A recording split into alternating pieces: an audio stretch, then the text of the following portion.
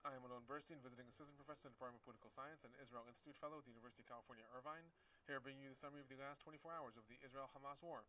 It is currently the evening of December 12, 2023 in the United States, the morning of December 13, 2023 in the Middle East. Starting with the hostage situation, the IDF has managed to retrieve the bodies of 2 Israeli hostages that were being held in the Gaza Strip by the Hamas movement. One of them is reported to have been killed on October 7th and his body was kidnapped, and no details were given about the death of the other one. The IDF has also confirmed the death of another hostage, a Tanzanian citizen, which leaves us right now with 135 hostages that are being held in the Gaza Strip by the Hamas movement. 19 out of the 135 are confirmed dead. Regarding the future hostage exchange, the Saudi Elaf network reported today that Israeli and Qatari delegations are working on a new formula that will include releasing hostages that are being held by Hamas from all brackets. That means also both female soldiers and women and children and elderly men, as well as possibly male IDF soldiers that were kidnapped, in exchange for both a truce and the release of 300 Palestinian prisoners. According to the reports, at least 10 of these Palestinian prisoners are going to be quote-unquote heavy prisoners, i.e. prisoners that have been in jail for a very long time or leaders of different movement. And the name of Marwan Barghouti, who is one of the prominent leaders of Fatah, was arrested in 2002 for being the leader of the Tanzim movement that was carrying out a lot of suicide attacks in Israel, came up as possibly one of those who will be released. According to the report, Hamas has transferred its demands to Qatar, and Israel is currently negotiating the price, quote-unquote, of the different hostages. The report also stated that Hamas claims that some hostages are being held by other organizations who will have their own demands when it comes time to negotiate. Moving on to the ongoing fighting within the Gaza Strip, there were continuous barrages of rockets and mortars pummeling primarily the southern parts of Israel. Rockets targeted the areas of Sderot, Ivim, Nir Am, Miflasim. There was a barrage of rockets towards Ashkelon, as well as Miftachim and other areas surrounding the Gaza Strip.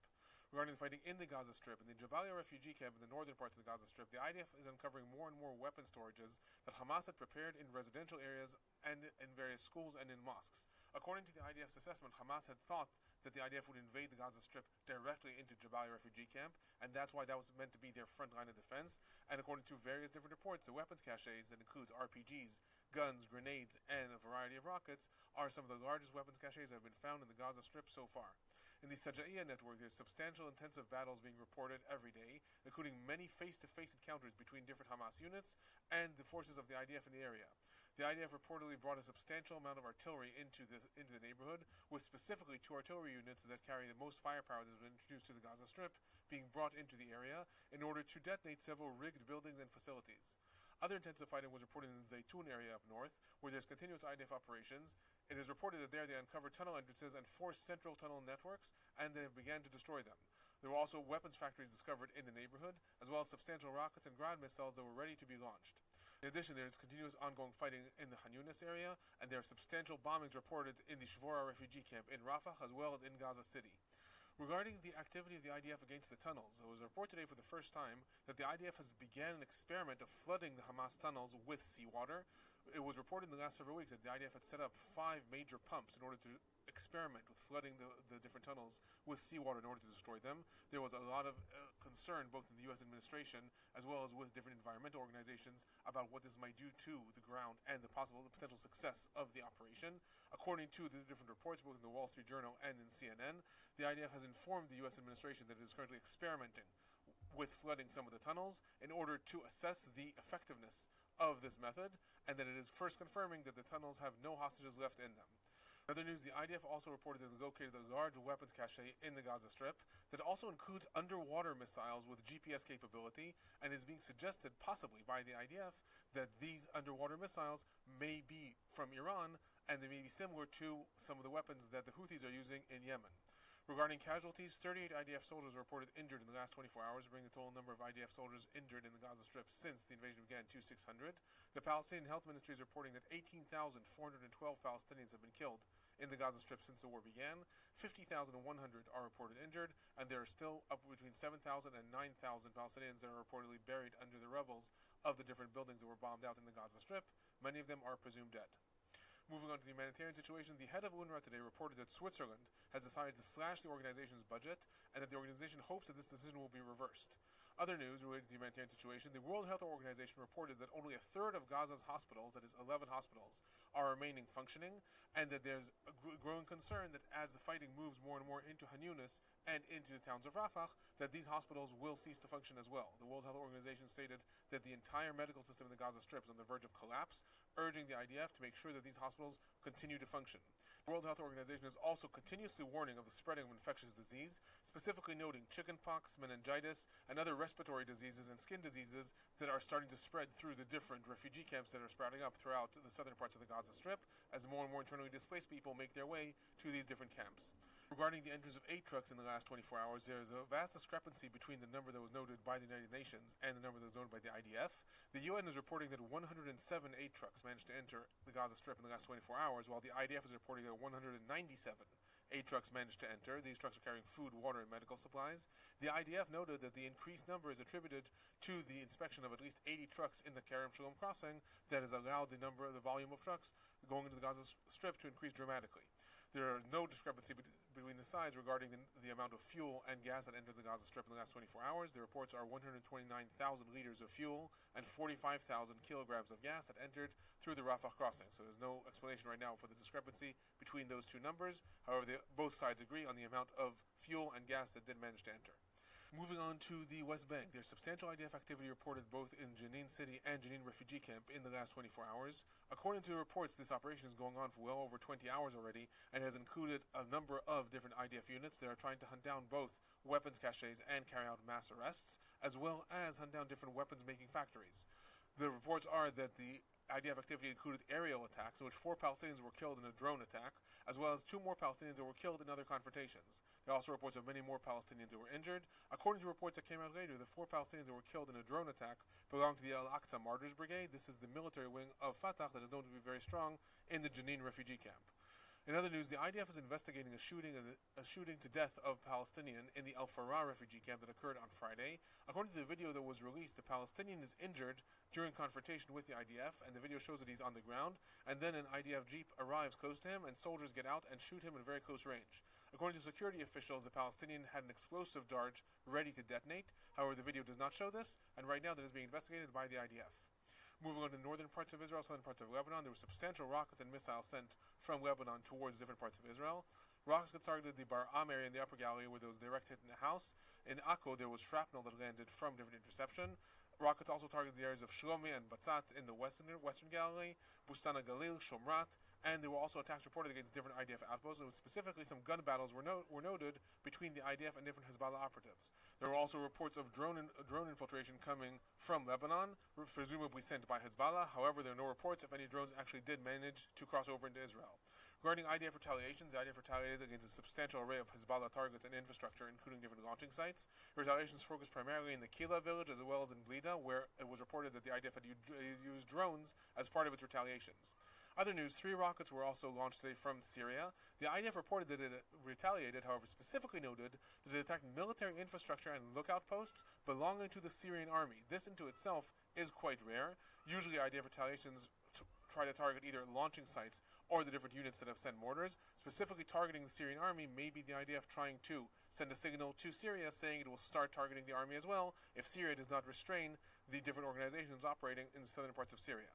Moving on to the regional developments, after there was an attack reported yesterday against a ship in the Red Sea, more and more details started to come in today. According to reports, the Houthis' attack was carried out against a Norwegian ship called the Strinda.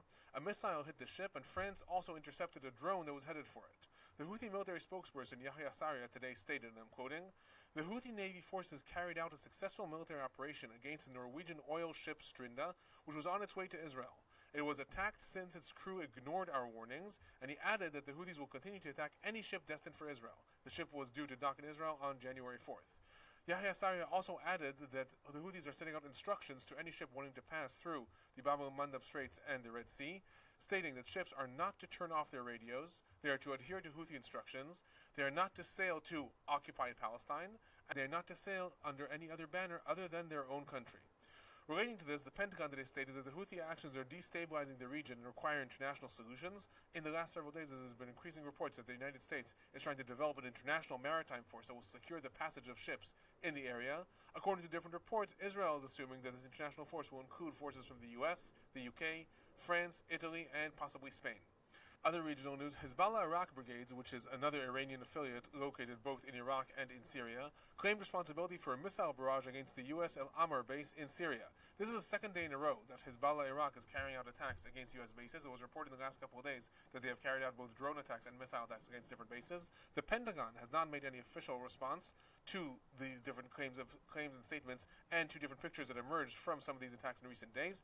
In the past, days after these attacks, the Pentagon has carried out several different attacks, often targeting either the leadership of the organizations or their different military bases or infrastructure. Remains to be seen.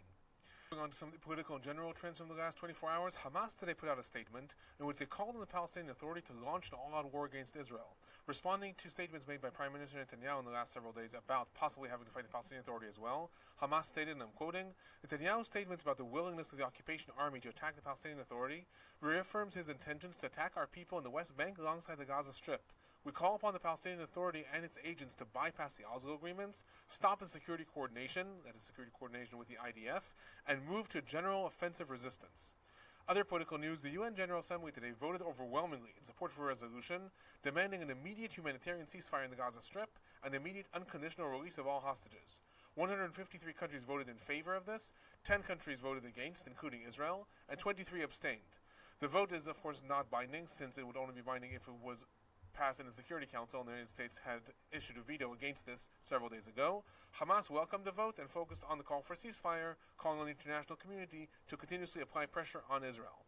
Other political developments, Palestinian Prime Minister Mohammed Ashtiyah issued a statement asking the EU, US, and Russia to revoke the citizenship of all dual Israeli citizens. Among others, he also thanked Egypt for its position against uprooting Palestinians, and rejected the proposal for a maritime humanitarian corridor from Cyprus to the Gaza Strip, stating that there is concern that ships would be used to deport Palestinians. This has been one of the proposals regarding increasing aid to the Gaza Strip, to set up a maritime corridor from Cyprus, i.e. from the EU, into the Gaza Strip. Ashtiyah is rejecting this. Other political developments, U.S. Secretary of Defense Lloyd Austin is due to arrive in Israel next week, following the visit of National Security Advisor Jake Sullivan, who is going to arrive in the coming days. According to different reports, both are going to discuss with Israel the plans and timetable of the war, and Jake Sullivan specifically says that he also intends to discuss with Netanyahu his statements about the IDF's involvement in the Gaza Strip after the war. Moving on to speculations regarding the future of the Gaza Strip, there were a lot of different statements developed today. Mohammed Nazal, who's a member of Hamas's political bureau, stated, I'm quoting, "There is no such thing as a day after Hamas. The movement will not cease to exist. Hamas will remain the one running the Gaza Strip, in agreement with any Palestinian force. We could go to elections after the war to run the Gaza Strip, or participate in any Palestinian force, but we will not accept the Palestinian Authority running the Gaza Strip if they roll in on Israeli tanks." Other political news, President Biden today made several statements in which, among others, he said that Israel's current government is the most conservative in Israel's history, and he added that Israel needs to make a change in regards to its stance on a Palestinian state. However, the current government will make this very difficult. He added, and I'm quoting, "We have an opportunity to begin to unite the region, and they will want to do it, but we have to make sure that Bibi Netanyahu understands that he's got to make some moves. You cannot say no to a Palestinian state." And he also added, Israel's security can rest in the United States, but right now it has more than the United States. It has the European Union, it has Europe, it has the rest of the world. But they're starting to lose support by indiscriminate bombing that takes place in the Gaza Strip. This comes after already yesterday in a different event, President Biden recalled writing to Netanyahu decades ago, I'm quoting, "Bibi, I love you, but I don't agree with a damn thing you said." And in this event yesterday, he added, "It's about the same today." So while that was said theoretically in jest, this is likely reflecting more and more the sentiments in the U.S. administration regarding Israel's stance, or rather lack of stance, regarding the future of the Gaza Strip. Responding to this, the White House later clarified that President Biden did not mean that Netanyahu must change his government, but that a change is required on the Israeli-Palestinian issue, and that it's hard to move forward with the current government. There were lots of responses in Israel and lots of condemnations. Both Bezalel Smotrich and Itamar Ben-Gvir, or at least their surroundings, suggested that if the government is going to be changed, Minister Gantz's party can be kicked out. There's also a lot of speculation in the Likud that the Likud is not going to change the government and kick out the very hawkish right-wing elements. Minister of Communications from the Likud, Shlomo Kari, stated stated, and I'm quoting, "A Palestinian state will endanger the Jewish people, and there will not be a Palestinian state. We will never allow the creation of another state between the Jordan River and the sea." IDF spokesperson was also asked about the relationship between Israel and the United States, and in response to a question, he said that Israel is in daily contact with top U.S. officials and is doing everything possible to limit civilian casualties. Netanyahu today, in several different statements, stated, and I'm quoting, "Yes, we have disagreements with the U.S. about the day after Hamas, and I hope that we come to an agreement. I want to clarify my position. I will not let Israel repeat the mistakes of Oslo. Gaza will not be Hamastan and will not be Fatahstan." In other words, relating to the idea that Israel will hand over control of the Gaza Strip to the PLO that is dominated by Fatah after it defeats Hamas, Netanyahu is saying it will not be Hamastan, as in it will not be the state of Hamas, and it will not be Fatahstan, as in it will not be an area that is dominated by Fatah or the PLO. What we are seeing is the growing friction between Israel and the United States regarding the future of the Gaza Strip, what is going to be that future, and the fact that the United States is sending specifically the National Security Advisor, the Secretary of Defense, and is starting to make more public these disagreements, means that this friction is likely to increase and likely to lead more pressure on Israel to devise a day-after plan and try to adhere to it in its fighting. That is my report for the last 24 hours. I'll be back tomorrow.